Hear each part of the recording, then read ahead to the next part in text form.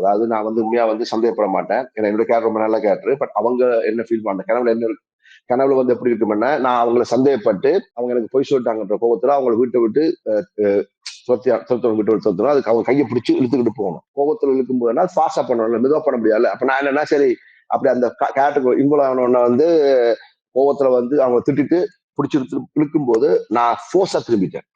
ஃபோர்ஸத்துக்கு அந்த கால் இருக்குல்ல, கால் அப்படி சக்குன்னு அந்த ஜாயின் ஆனது திருப்பி என்ன இப்படி இருந்துட்டு இப்படி திரும்பும் போது இப்படி ஆயிடுச்சு.